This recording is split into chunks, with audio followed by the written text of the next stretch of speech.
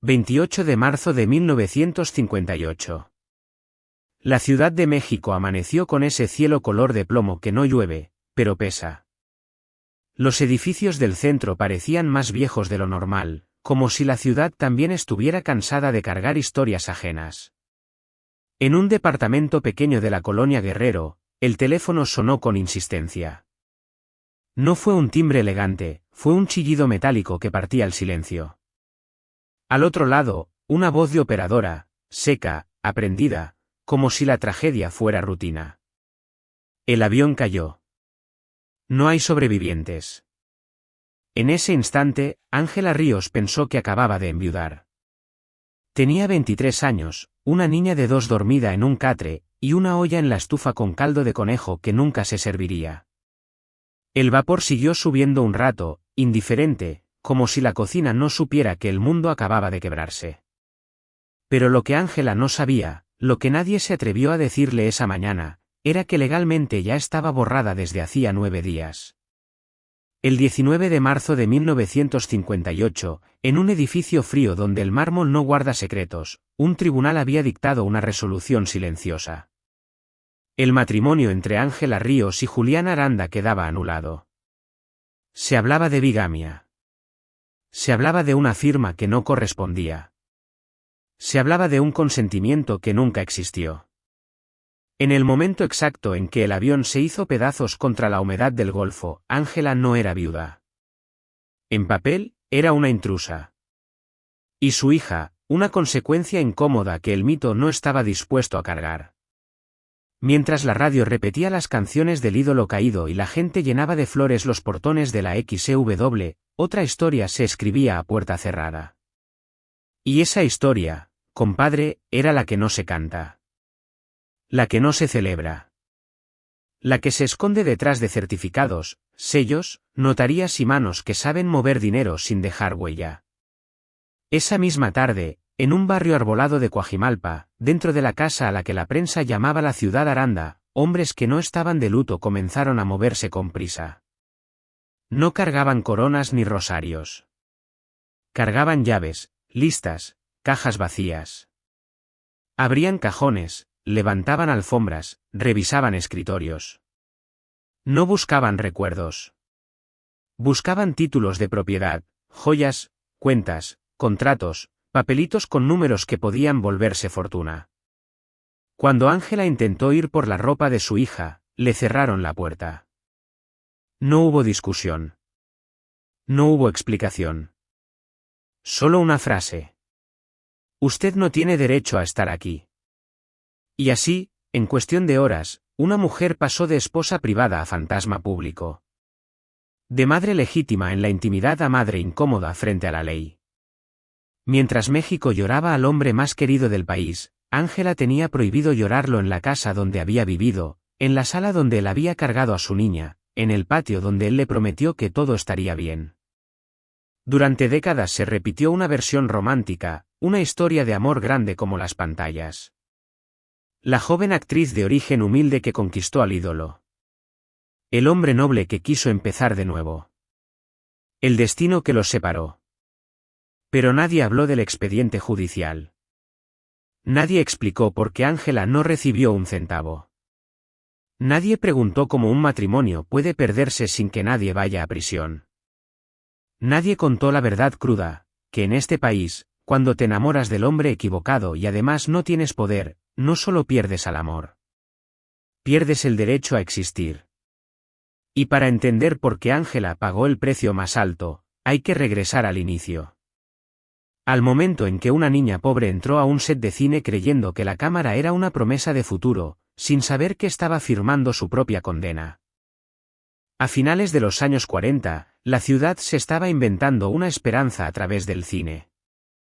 México salía de la posguerra con ganas de mirarse en un espejo bonito. Los estudios eran fábricas de sueños y también de silencios. Afuera, la gente vendía tamales en la calle y regresaba a vecindades húmedas. Adentro, los reflectores hacían que una pared de cartón pareciera un palacio. Era un país que se maquillaba para olvidarse del hambre. Ángela Ríos tenía 13 años cuando pisó por primera vez un foro. Venía de un pueblo del Estado de México donde el trabajo se medía por callos en las manos. Su padre, don Eusebio Ríos, era carpintero, un hombre de espalda ancha y ojos tranquilos que no le debía nada a nadie. No era rico, pero era de los que protegen con el cuerpo y con la palabra. Cuando la madre de Ángela enfermó, la casa se sostuvo con madera, con sudor y con una terquedad bonita. Ángela llegó al cine como llegan muchos, por casualidad y necesidad. Una vecina le dijo que buscaban extras, que pagaban el día, que bastaba con obedecer indicaciones. Don Eusebio no quería. No por moralista, sino por intuición.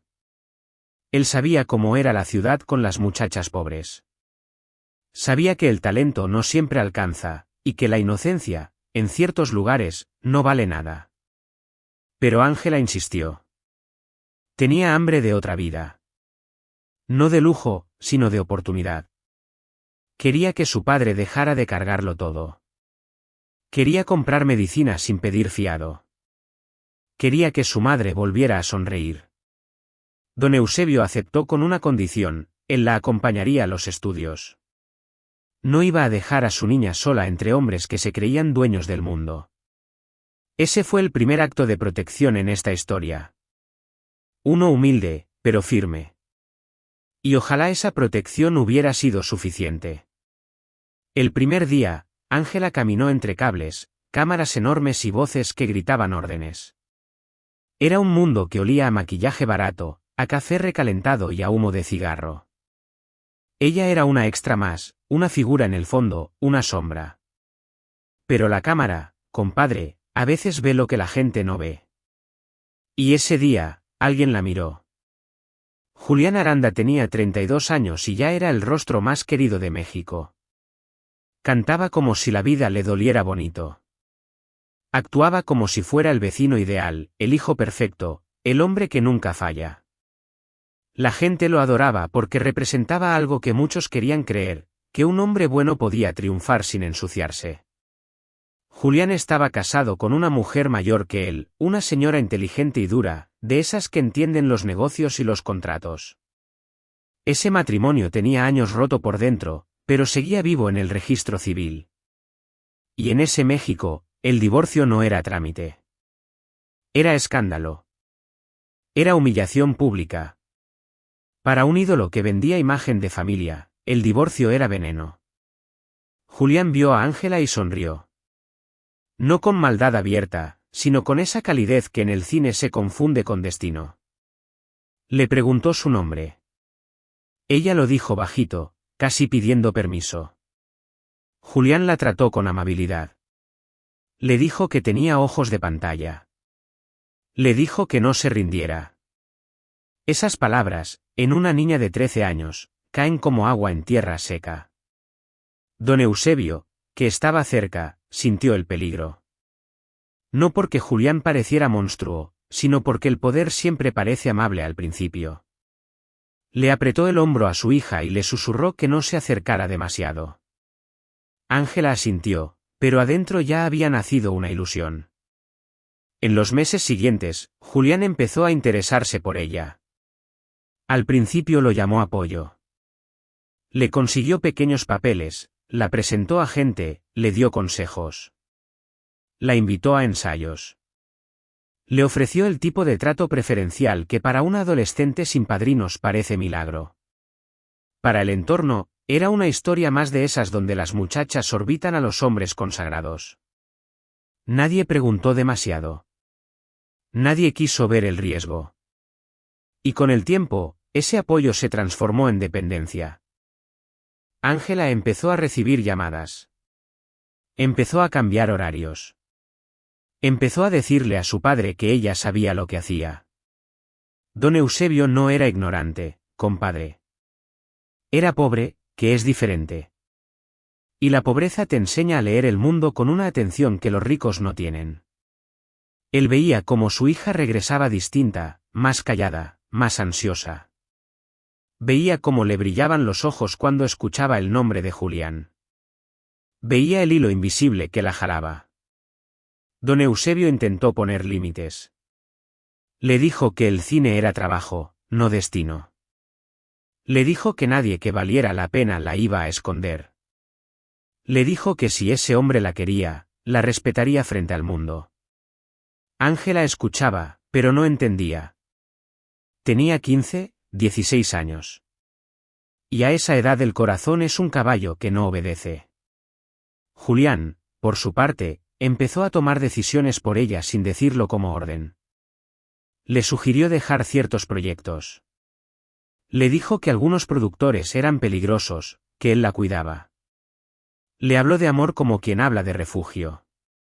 Y Ángela, que venía de una casa donde la protección era real, confundió la protección con control.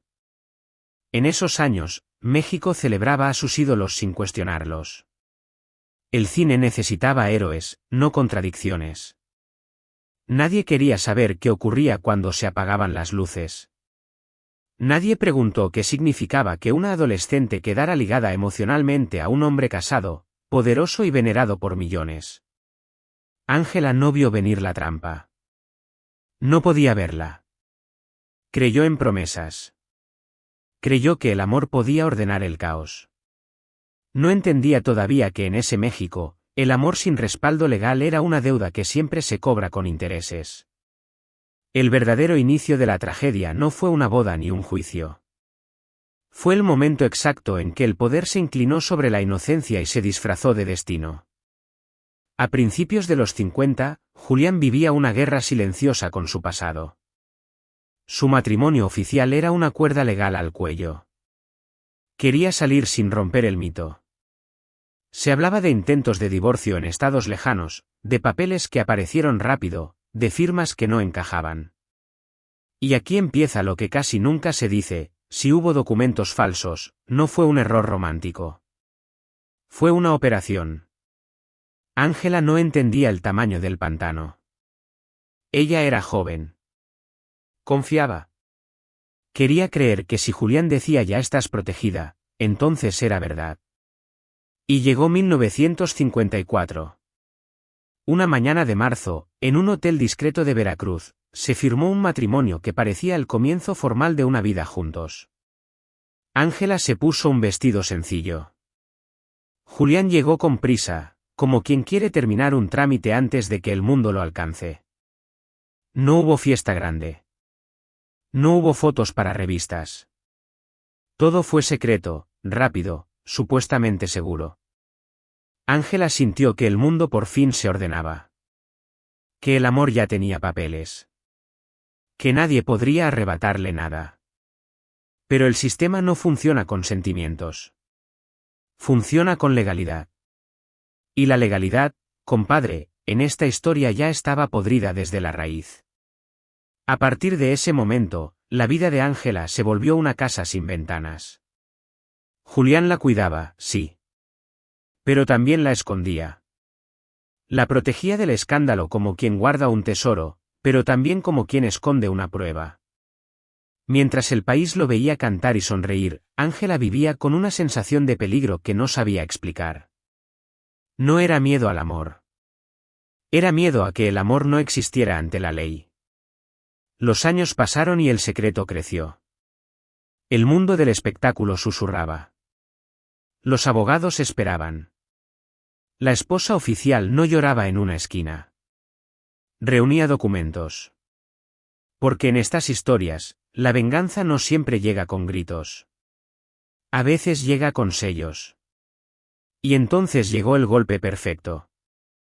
19 de marzo de 1958. Una sentencia anuló el matrimonio. Bigamia. Falsificación. Unión inexistente. La palabra esposa desapareció como si nunca hubiera existido. Ángela no se enteró por televisión. No se enteró por periódico. Se enteró tarde, cuando ya era irreversible.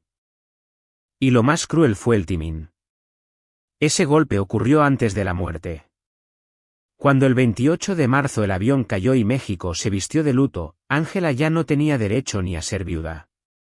Perdió su nombre legal antes de perder al hombre.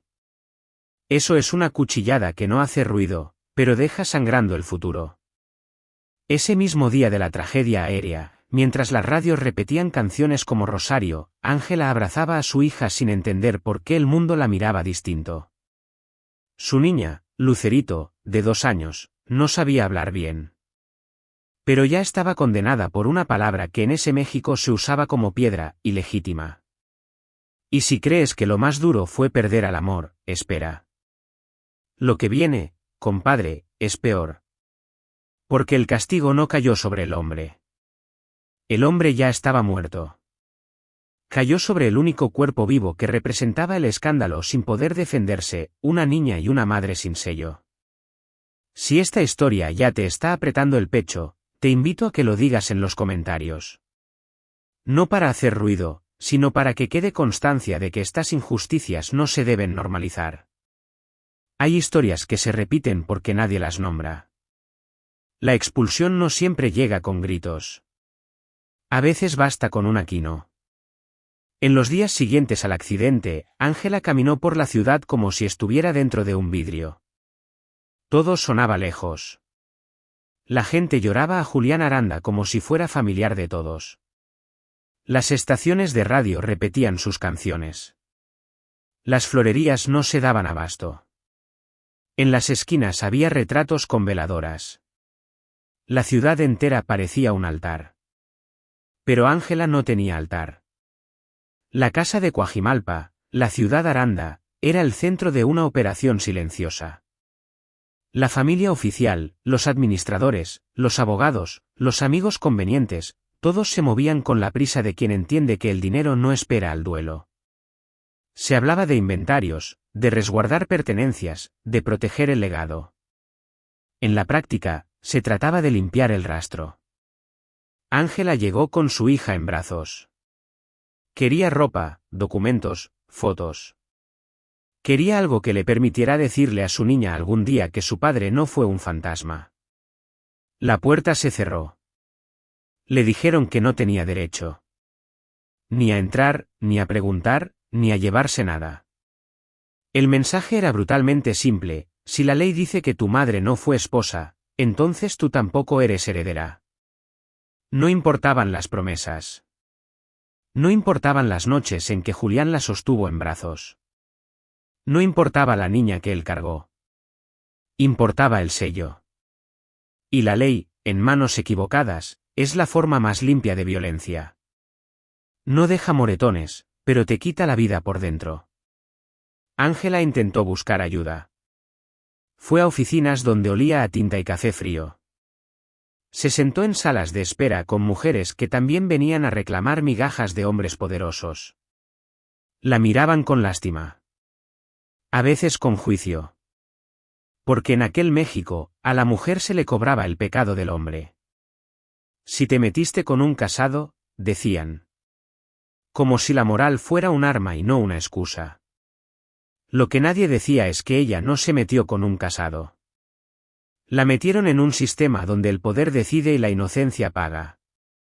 Don Eusebio, su padre, volvió a aparecer como columna. Viajó desde el pueblo en cuanto supo. Entró al departamento con su sombrero en la mano y un silencio que dolía.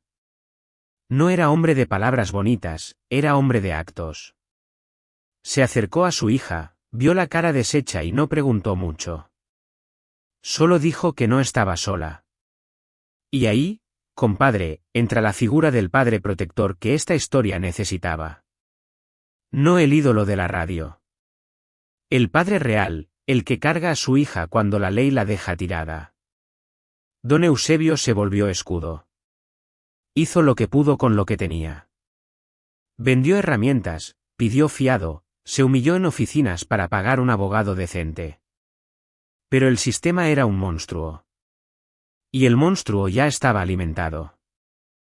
El administrador de Julián, un hombre conocido como Camilo Sanz, era el tipo de persona que siempre está cerca del talento, pero nunca aparece en el escenario.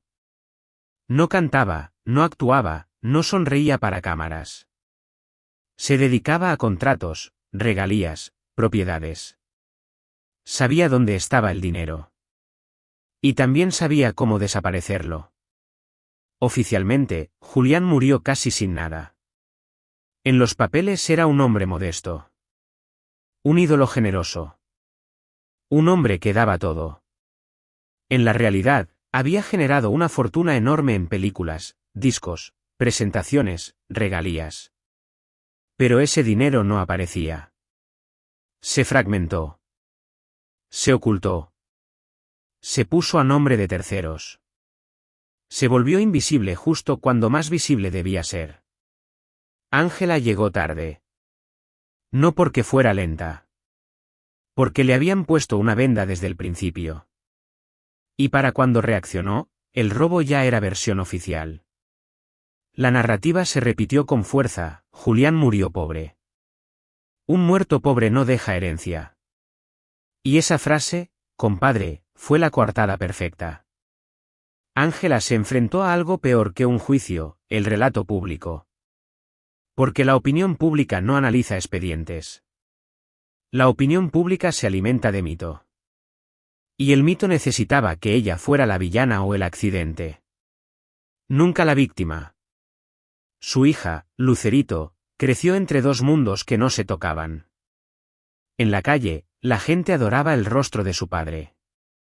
En la escuela, ese mismo nombre se convertía en arma. Los niños repiten lo que oyen en casa. Los adultos, en un país que ama el chisme tanto como ama la música, saben exactamente qué decir para herir sin ensuciarse las manos. Lucerito aprendió temprano que su apellido era una herida. No abría puertas. No alimentaba. No protegía. Era una frontera invisible. Y Ángela vivió la maternidad más cruel, la de proteger a su hija no del hambre solamente, sino del relato. Porque el relato público puede ser más violento que cualquier golpe. Te quita el derecho a decir mi padre. Te obliga a cargar una historia que no elegiste. Don Eusebio veía todo y se le partía la calma. Pero no era hombre de venganza. Era hombre de dignidad. Enseñó a su nieta a caminar derecha, aunque el mundo la señalara. Le enseñó que la pobreza humilla solo si tú lo permites. Que se puede ser pobre y aún así ser limpio por dentro. Ángela trabajó donde pudo. Volvió a foros, sí, pero ya sin promesas. Los papeles de cine llegaban con cuentagotas. Su nombre aparecía solo cuando alguien quería reavivar la polémica. Ella evitó entrevistas. Evitó cámaras. Evitó cantar su tragedia a cambio de dinero. Porque para ella, Julián no era contenido. Era herida. Los años pasaron. La niña se hizo adolescente. Y cada aniversario de la muerte del ídolo era una repetición del mismo ritual. Flores. Homenajes. Canciones. Nadie preguntaba por la mujer que quedó fuera del altar oficial. Nadie preguntaba por la niña. En ese silencio, Ángela entendió que la justicia no iba a llegar sola. Que si quería un lugar digno para su hija, tendría que pelear de otra forma. No con gritos. Con paciencia. Con pruebas. Con una estrategia que no dependiera de la bondad del sistema. Y aquí aparece otro protector, uno inesperado. En una de esas oficinas donde el aire huele a desesperación, Ángela conoció a un abogado viejo llamado Tomás Rivas. No era famoso. No era rico. Era de esos hombres que todavía creen en la palabra. Había visto demasiadas injusticias y por eso ya no se impresionaba con el brillo del espectáculo. Tomás Rivas la escuchó sin morbo. Le pidió fechas. Le pidió nombres. Le pidió calma. Le dijo algo que Ángela nunca olvidó: el sistema no se conmueve, se evidencia. Tomás Rivas se convirtió en una especie de padrino legal para ella y su hija. No prometió milagros.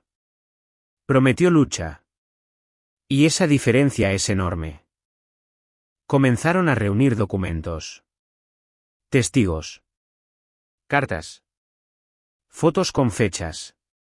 Comprobantes de dinero. Registros de nacimientos. Cualquier cosa que pudiera sostener una verdad que el mito quería negar. Fue lento. Fue caro. Fue agotador. Hubo noches en que Ángela pensó en rendirse. Pero miraba a su hija dormida y se obligaba a seguir. Porque cuando el sistema decide que una unión no existió, no solo borra un matrimonio. Borra una infancia. La guerra por la dignidad empezó así, en mesas de cocina, con papeles mal doblados, con sellos que parecían monstruos. No era una guerra por lujo. Era una guerra por identidad. Y mientras esa batalla silenciosa avanzaba, la otra parte se fortalecía. Camilo Sanz, el administrador, seguía moviendo piezas. Compraba propiedades a nombre de otros. Vendía derechos. Repartía migajas a quien convenía. Construía una versión oficial sólida, la de un ídolo sin fortuna, sin herencia, sin complicaciones. Ángela entendió que no solo peleaba contra una familia. Peleaba contra un país que prefería un santo antes que un hombre real. Y ahora te pregunto algo, compadre, sin romper la historia, si tú tuvieras una hija y te dijeran que la ley borró su lugar en la historia de su padre, ¿tú te quedarías callado? ¿O pelearías aunque te cueste todo? Cuéntalo en los comentarios, porque esas respuestas dicen mucho de quiénes somos. Hay tragedias que llegan con sirenas. Y hay otras que llegan con una mano invisible moviendo llaves. Los años 60 entraron en la vida de Ángela con un cansancio que se instaló en los huesos. No era solo pobreza. Era el desgaste de luchar contra una pared que no responde. En 1963, Ángela tomó una decisión que muchos juzgaron sin entender. Se casó con un hombre fuera del mito. Un mecánico y boxeador retirado llamado Raúl Santibáñez. No era artista. No era importante para la prensa. Y por eso mismo, era seguro. Raúl no podía devolverle el pasado, pero podía darle algo que el pasado le negó, una casa sin rumores. Raúl fue el tercer protector en la vida de Ángela y Lucerito. No con discursos. Con presencia. Con trabajo. Con la mano firme para decir aquí nadie las maltrata. Aceptó a la niña como propia, sin pedirle que olvidara. Solo pidiéndole que viviera. Pero el pasado no se queda quieto. Siempre vuelve. A veces con entrevistas, a veces con homenajes, a veces con biografías donde Ángela era reducida a una frase. La joven. La polémica. La otra. Nunca la mujer que perdió su identidad legal. Nunca la madre que sostuvo el peso completo. En 1968, Tomás Rivas, el abogado, consiguió algo pequeño y enorme al mismo tiempo, el reconocimiento de paternidad en un documento oficial que nadie podía borrar con facilidad. No era herencia. No era dinero. Era identidad. Esa hoja, con un sello bien puesto, le devolvió a Lucerito el derecho a decir soy hija de. Y eso, en un país que te borra con tinta, es una forma de justicia.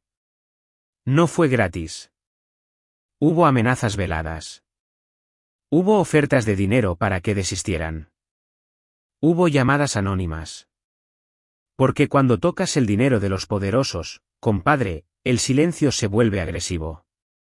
Camilo Sanz siguió protegido por el laberinto legal. Nunca fue a prisión. Nunca dio explicaciones claras. Para cuando alguien se atrevió a preguntar en público, ya era tarde. Las propiedades estaban en otros nombres. Los contratos, archivados. Las regalías, diluidas. El robo perfecto no deja un culpable sentado en la silla. Deja víctimas cansadas. Ángela entendió que no iba a recuperar la fortuna. El sistema estaba diseñado para eso. Pero también entendió algo más, que la verdadera herencia era romper el ciclo. No entregar a su hija al mito. No permitir que el apellido la definiera por completo. Lucerito creció sin lujos, sí. Pero creció con un padre que la defendió, don Eusebio, que seguía siendo raíz, y con un padrastro que la cuidó sin competir con fantasmas. Creció con una madre que no vendió su dolor. Y eso construye una clase de fuerza que no se compra con dinero. Los años se volvieron décadas. El país siguió cantando las canciones de Julián Aranda en cada cantina. En cada radio vieja. En cada aniversario. La gente siguió repitiendo la leyenda como si fuera limpia. Pero la leyenda, compadre, siempre deja escombros. Ángela envejeció con esa conciencia. No con rencor escandaloso, sino con cansancio. Con el cansancio de quien entiende que enfrentarse al mito no devuelve lo perdido, solo te roba lo que te queda. Hubo ofertas de editoriales. Hubo productores que le prometieron dinero a cambio de contar todo. Querían lágrimas. Querían culpas. Querían morbo. Querían convertir al ídolo en mercancía otra vez. Ángela dijo que no durante años. Porque para ella, Julián no era un personaje. Era un hombre que amó y que también la dejó atrapada en una mentira legal. Pasados los 80, cuando la vida ya se le iba volviendo suave por obligación, Ángela cambió de idea. No para vender. Para existir. Decidió escribir un libro breve, sin escándalo, como acto final de legitimación. No era venganza. Era defensa. La ley la había borrado, pero la memoria no. Ese libro no absolvió a Julián ni lo condenó como monstruo. Lo mostró humano, contradictorio, atrapado también, pero con poder. Y recordó algo esencial: cuando el poder comete un error, el que paga suele ser el que menos tiene. Años después, cuando don Eusebio ya había muerto, Raúl ya caminaba lento, y Lucerito ya era madre, Ángela se sentó una tarde frente a una ventana y entendió el cierre real de su historia. Ella no murió cuando el avión cayó. Murió su nombre como esposa. Murió su lugar en la ley. Murió su derecho a llorar en público. Pero ella siguió viva. Y vivir después de eso fue su castigo más largo. Licap frío, sin adorno, como debe ser la justicia cuando no quiere mentir. Un matrimonio celebrado en secreto. Un matrimonio anulado por papeles corruptos. Una herencia desaparecida en manos de un administrador. Dinero recibido por Ángela. 0. Una hija criada sin respaldo legal durante años. Una batalla por identidad. Un reconocimiento tardío. Un silencio de décadas. Un libro como acto final de memoria. Ángela no ganó el juicio grande. No ganó la fortuna. No ganó la versión oficial. Pero ganó algo que nadie pudo confiscarle: la dignidad. Y si tú crees que eso es poco, es porque nunca te han borrado el nombre con tinta. Porque en este país, compadre, hay dos clases de justicia. La que se dicta en mármol. Y la que se construye en la cocina con una madre terca, un abuelo protector, y una niña que se niega a crecer avergonzada. Y ahora sí, la pregunta que queda no es si Ángela hizo bien en amar. La pregunta es si un país puede seguir idolatrando sin hacerse responsable de los escombros que deja el mito. Si la ley fue justa con ella. O si la historia decidió proteger al ídolo aunque eso significara aplastar a una mujer real. Si esta historia te dejó pensando, déjalo escrito. Comenta qué te indigna más: la anulación silenciosa, el despojo rápido, o el país entero cantando mientras una madre era borrada. Y si quieres escuchar más historias así, suscríbete. No por compromiso. Por memoria. Porque lo que no se cuenta, se repite.